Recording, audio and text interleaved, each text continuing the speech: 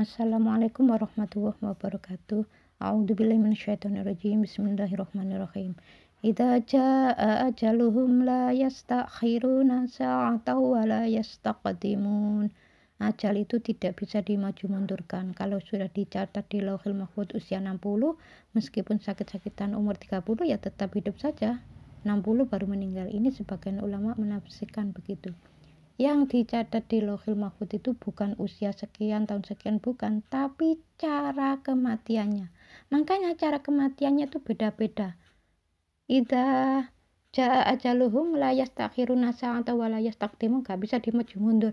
Bagaimana dengan ayat innallaha la yughayyiru ma biqaumin hatta yughayyiru ma bi anfusihim?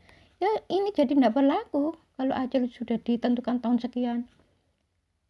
Allah itu mau merubah suatu kaum kalau kaum itu merubahnya sendiri. Jadi ajal seseorang itu mati muda, mati tua itu bisa dirubah. Yang merubah siapa? Ya tetap Allah, tapi sebab-musababnya dari manusia. Manusia itu memperbaiki akhlak. Akhirnya ya dia panjang umur. Kan Allah itu melihat ini mau dicabut nyawanya kok manfaatnya masih lebih besar manfaatnya ya daripada mudaratnya. Dilihat oh sholatnya bagus, meskipun ada kemarahan tapi kan setiap ada kemarahan mohon maaf, jadi ya sakit sembuh karena sering marah mohon ampun, sering marah mohon ampun, itu dinilai semua. Kalau ke anak yatim juga sering memberi, setiap datang ke yayasan selalu ditanya kamu minta apa, minta doa apa. Hendak saya memberi ini hanya niat patuh perintah Allah, santuni anak yatim, santuni fakir miskin, itu niat patuh perintah Allah. Besok datang lagi seperti itu. Ini kan lillahi ta'ala, itu ya jadi poin tersendiri bagi Allah, bukan sembarangan. Allah itu ini usia 60 dicabut, 40 dicabut, bukan begitu. Dilihat dulu ini manfaatnya itu lebih banyak daripada mudaratnya.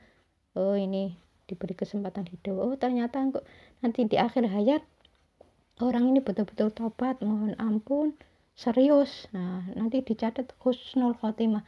Nah itu nggak sembarangan Allah itu nyatat. Hidayah ya, petunjuk itu ada di sekitar kita, tapi kadang-kadang orang itu diberi hidayah langsung ngomong gini, kamu itu sok tahu, taunya dari mana, emang kamu nabi? Ya bilang begitu ada orang yang model begitu, ada aja. Jadi ya sudah, kalau memang dia pilihnya itu seperti itu, ya nanti tercatat di Lauhul Mahfuz su'ul khotimah atau su'ul khotimah. Naudzubillah min dzalik ya. Su'ul itu kan buruk akhirnya. Itu bukan Allah itu suka-suka ini su'ul, ini husnul, bukan. Wa ma asabakum min musibatin fabima kasabat aydikum. Ketemu Allah itu tidak pernah berbuat zalim. Allah mencatat di Lauhul Mahfuz akibat perbuatannya. Dia su'ul akibat perbuatannya, dia husnul akibat perbuatannya, dia punya anak lengkap laki perempuan akibat perbuatannya, dia nggak punya anak akibat perbuatannya. Ini akhlak yang harus diperbaiki. Dia kok nggak punya anak ya? Iya kata dokter kandungannya lemah. Oh kalau kandungannya lemah ini ada jengkel dengan mertua. Ini dinding rahimnya itu menebal sehingga sulit punya anak. Oh sering ngomel, sering cerewet sama suami. Jadi suami itu diatur-atur, kamu ini harus begini begitu, hampir tiap hari ngomel terus, ya lama-lama dinding rahimnya itu menebal, nggak punya anak. Atau sama suami itu jarang komunikasi, mulut rahimnya tertutup. Itu bunda pelajari, oh berarti nanti aku jangan terlalu pendiam, terus jangan terlalu rewel, banyak omong ngomel sama suami. Akhlak ke suami harus diperbaiki kalau memang kepingin rahimnya bagus, sel telurnya bagus, berarti hubungan dengan mertua, orang tua itu harus diperbaiki. Dinding rahimnya supaya nggak menebal, jangan suka ngomel pada suami. Kalau keperucut omong ngomel, secepatnya dicabut mohon ampun, ya dihapus sama Allah Ta'ala. Makanya orang itu kelihatannya dari luar jahat, tapi tahu-tahu kok husnul, ini tahu-tahu kok su'ul. Ya, orang kan bingung juga. Ini ustadz kok matinya terpotong-potong, ini penjahat matinya kok dia tuh baik, ada di dalam masjid. Nah orang itu melihat di luarnya, tapi di otaknya ini terlintas kejahatan. Nah ini jadi poin tersendiri, dicatat itu sama Allah Ta'ala. Yang tahu ini kan Allah.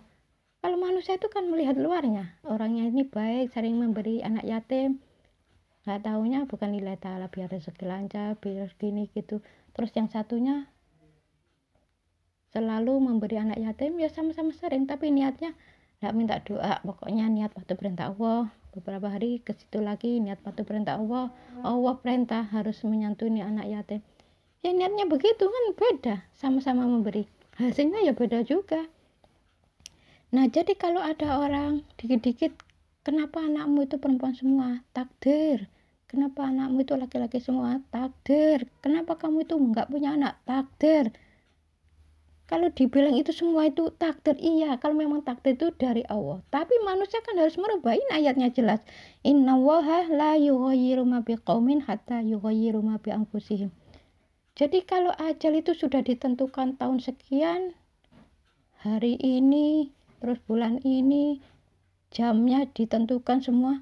Ayat ini ya sepertinya nggak berlaku, padahal Allah itu sudah menjelaskan innallaha la yughayyiru ma biqaumin hatta yughayyiru ma bi anfusihim.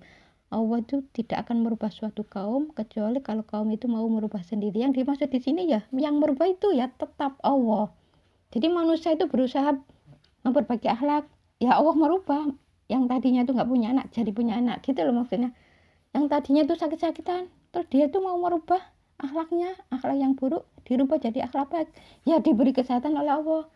Yang tetap merubah tuh ya Allah, tapi manusia disuruh berusaha, ini maksudnya.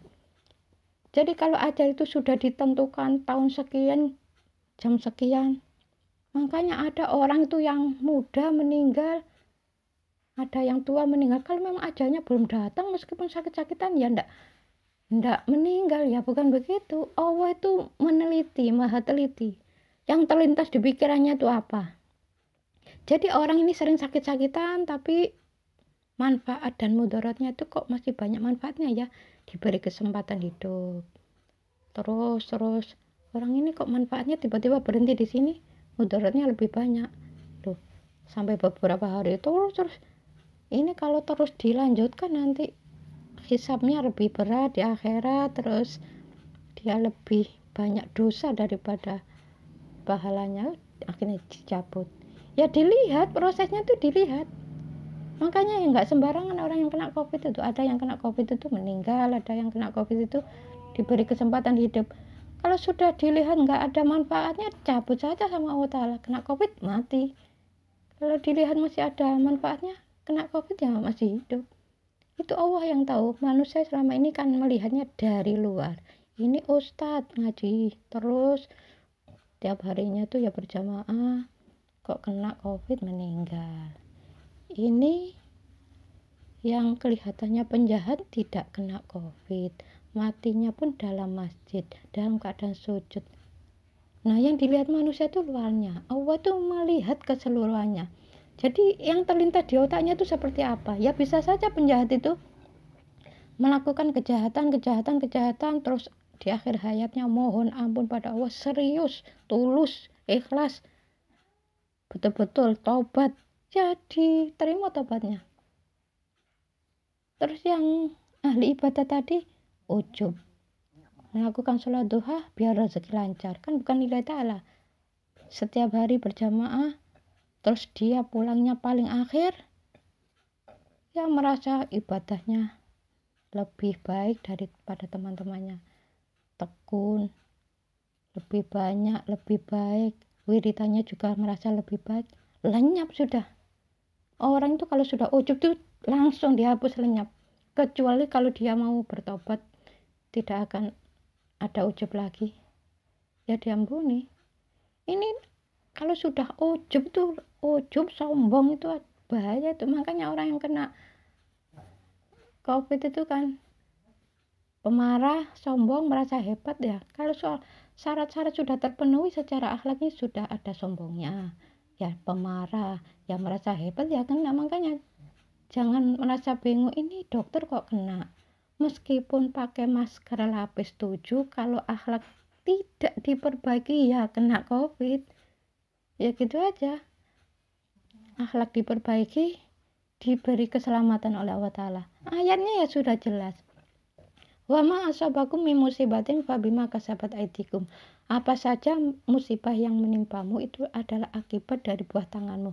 Itu jelas. Berarti orang yang hamil terus punya anak, lengkap anaknya akibat perbuatannya. Yang nggak punya anak akibat perbuatannya. Yang anaknya satu akibat perbuatannya. Jadi Allah itu nggak ada zalim, itu nggak ada. Ayatnya ya jelas. Ini ayat ini saling berkaitan ya. Kalau yang dianggap ajaluhum itu tidak bisa diundur dan dimajukan, ya berarti ayat ini seolah-olah tidak berguna. Innallaha la yughayyiru ma biqaumin hatta yughayyiru ma bi anfusihim. Berarti yang dimaksud ajal itu tidak bisa dimaju mundurkan. Kalau orang itu sudah tidak dianggap manfaat oleh Allah Ta'ala, ya dicabut saja. Meskipun berdoa pin panjang umur, tidak dipanjangkan umurnya, dicabut saja. Kenapa? Allah itu sudah tahu ini orang ini manfaat dan mudaratnya itu kok lebih banyak mudaratnya, dicabut saja. Meskipun berdoa panjang umur. Itu yang dimaksud. Jadi bukan meskipun orang ini sakit-sakitan, kalau ajalnya usia 60 ya nggak meninggal-meninggal. Makanya kan ada orang usia 90 padahal sedang sakit-sakitan. Memang yang dicatat di Lauhul Mahfuz itu usia 90 ya 90 meninggal. Nah, selama ini kan yang saya dengar seperti itu. Padahal sampai 90 baru meninggal, Allah itu masih memperhitungkan. Ini terus diberi hidup. Kan orang ini masih terus banyak manfaatnya. Meskipun melakukan kesalahan tapi manfaatnya lebih banyak. Ya tetap melakukan kesalahan sih. Tapi manfaatnya itu lebih banyak daripada mudaratnya. Terus manfaatnya lebih banyak. Ya uangnya dibuat apa itu diteliti sama orang ini punya uang tapi buat sedekah, buat menghutangi orang, ngasih modal. Ini kamu tak kasih modal ya biar bisa dagang. Ya manfaat itu banyak yang dia lakukan, itu banyak manfaatnya. Ya itu masih diperhitungkan oleh Allah Ta'ala. Jadi ya nggak sembarang ini dimatikan, ini ndak. Dia melakukan dosa, kena sakit, tobat sudah sehat, melakukan dosa lagi sakit, makanya sakit sembuh. Ada orang kok sering sakit sembuh, udah meninggal baru sudah tua meninggal, kan ada seperti itu. Ya itu masih diukur sama Allah itu, dinilai, semuanya dinilai, manfaat mudaratnya dinilai. Jadi kalau lebih banyak mudaratnya ya dicabut saja meskipun masih muda, sehingga orang beranggapan oh ajal itu kalau sudah waktunya meninggal ya meninggal, kalau waktunya itu belum meninggal meskipun sakit-sakitan ya enggak meninggal. Iya, meskipun sakit-sakitan tidak akan meninggal sampai tua baru dicabut ya nyawanya. Ya itu Allah itu memperhitungkan. Orang ini manfaatnya masih banyak kok, dibiarkan aja hidup, manfaatnya lebih banyak sampai usia 60 padahal sering sakit-sakitan. Tapi manfaatnya lebih banyak daripada mudaratnya. Ya sering sih melakukan kesalahan tapi secepatnya mohon ampun kan akhirnya sembuh. Nah, jadi sakit sembuh itu seperti itu. Jadi bukan Allah itu suka-suka ini mati muda, ini mati tua, bukan. Jadi ayat ini saling berkaitan. Jadi yang dimaksud di Lauhul Mahfuz orang itu meninggal bukan ditentukan usia sekian-sekian tapi cara kematiannya. Ya mudah-mudahan video ini bermanfaat terus ya. Orang-orang yang belum punya anak dengan memperbaiki akhlak, insya Allah diberi keturunan. Assalamualaikum warahmatullahi wabarakatuh.